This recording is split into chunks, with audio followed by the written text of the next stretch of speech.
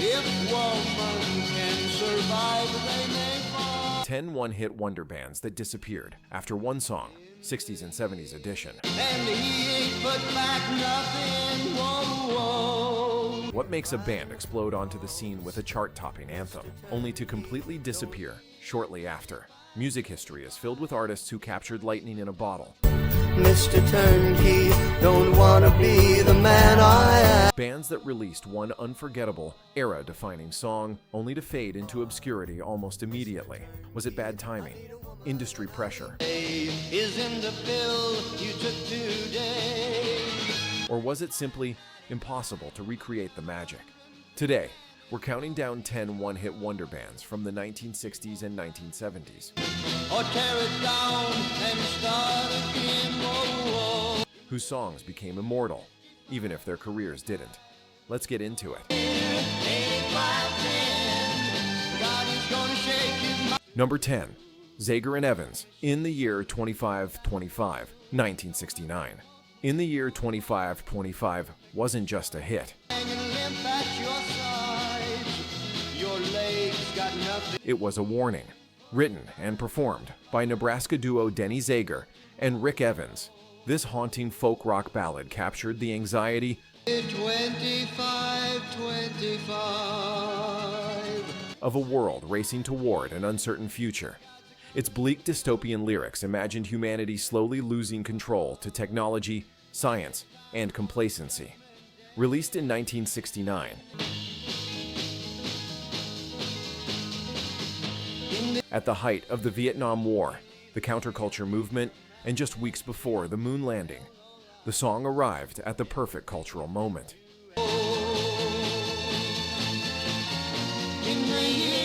It shot to number 1 on the Billboard Hot 100, topped charts internationally, and became a defining anthem of late 60s paranoia and reflection. In the year 65. So why didn't they follow it up? The truth is, In the Year 2525 was lightning in a bottle. Later songs like Mr. Turnkey, Rain is through, but through eternal night. which explored dark and uncomfortable themes, were simply too grim for mainstream radio. Musically, the duo stuck closely to stripped-down folk arrangements, 25, if man is still alive. while the early 1970s rapidly shifted toward hard rock and glam. Their sound didn't evolve, and the audience moved on.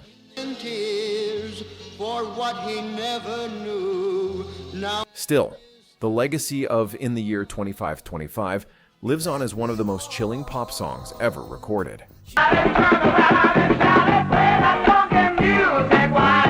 9 Wild Cherry, Play That Funky Music, 1976. Wild Cherry was originally a hard rock bar band from Ohio, struggling to survive in the disco-dominated mid-70s. Then one night, a heckler yelled, "Play that funky music, white boy." Instead of brushing it off, frontman Rob Parisi turned the insult into inspiration, reportedly writing the song in about 5 minutes. I'm funkin' out in every way. When Play That Funky Music dropped in 1976, it exploded. The song hit number 1 on the Billboard Hot 100, stayed there for 3 weeks, Come and check out the show.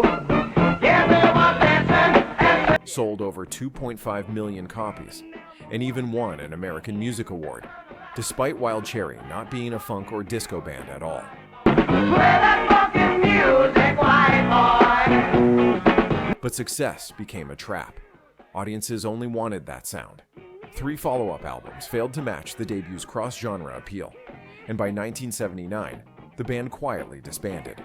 See you die, yeah. Oh, see you die. Today, the song remains a permanent fixture at parties, weddings, and sporting events, proving that sometimes one song is all history remembers. Number 8. Norman Greenbaum, Spirit in the Sky.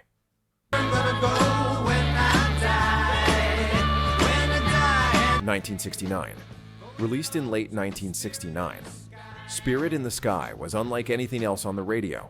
Its fuzz-soaked guitar tone, gospel-inspired lyrics, and spiritual optimism sent it to number 3 on the Billboard Hot 100, selling over 2 million copies in its first year. What surprised many listeners: Norman Greenbaum was Jewish and had no strong ties to Christianity. He later explained that the song wasn't about religion,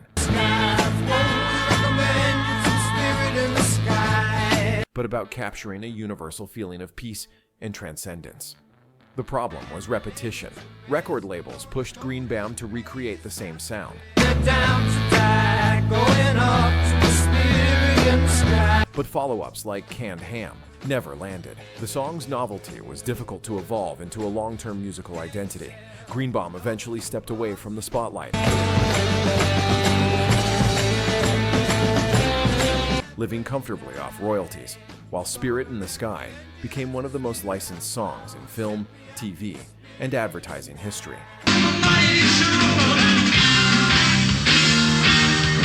7. The Knack, My Sharona, 1979. Few songs scream late 70s rock energy like My Sharona.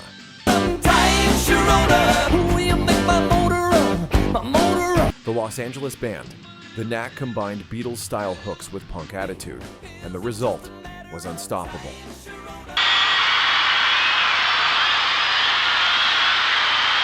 My Sharona hit number 1 on the Billboard charts, dominating radio and pop culture almost overnight. But success came fast and burned out even faster.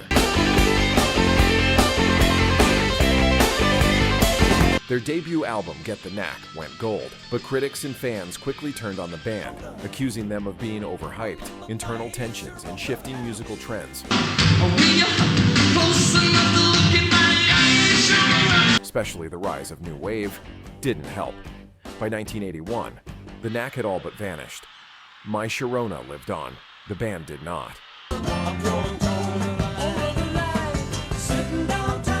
6. Brewer and Shipley, One Toke Over the Line, 1970. On the surface, One Toke Over the Line sounded like a cheerful folk tune. Underneath, a thinly veiled reference to marijuana use. Released in 1970, the song climbed to number 10 on the Billboard Hot 100, becoming a quiet counterculture anthem. Ironically, it was even performed on The Lawrence Welk Show, completely missing the point of the lyrics.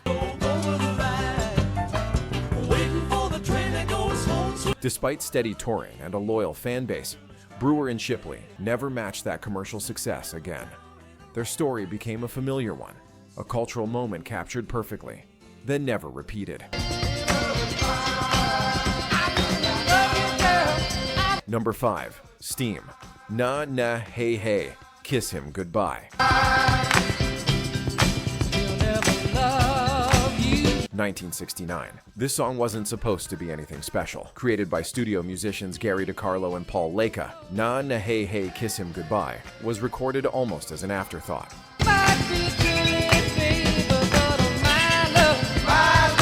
Then it hit number 1 on the Billboard Hot 100 and became one of the most recognizable chants in sports history. Steam wasn't a real touring band,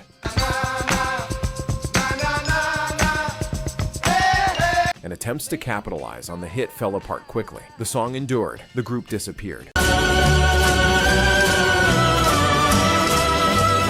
Number 4. The Tornadoes, Telstar, 1962.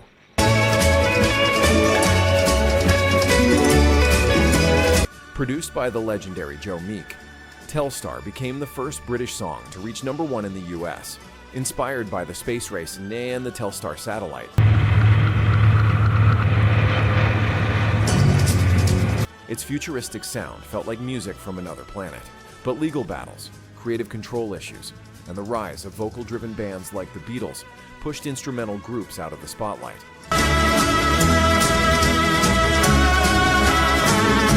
The Tornadoes never recovered, but Telstar remains a milestone in pop history.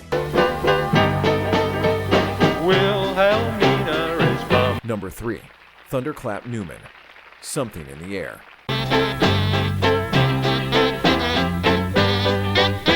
1969, written by John Speedy Keane and produced by Pete Townshend, Something in the Air captured the revolutionary spirit of 1969.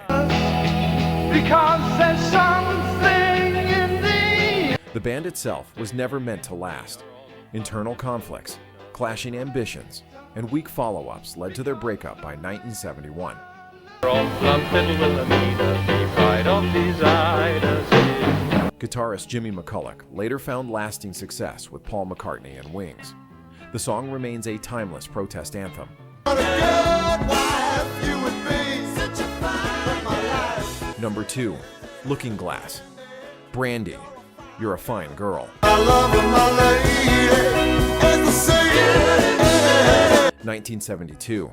Originally released as a B-side, Brandy became one of the most emotional storytelling songs of the 1970s.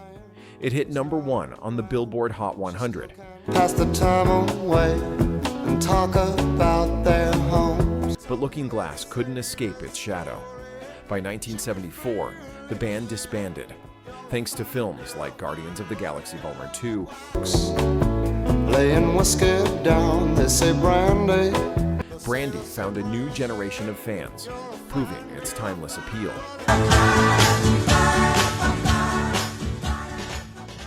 Number 1. The Archies, Sugar, Sugar, 1969. The ultimate twist. They weren't even real. The Archies were an animated band, yet Sugar, Sugar became the biggest hit of 1969, topping charts worldwide.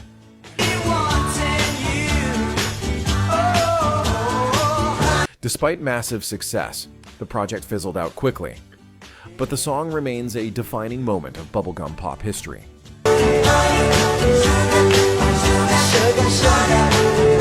Those were 10 bands who gave the world one unforgettable hit and then disappeared. Which one do you miss the most? Let us know in the comments.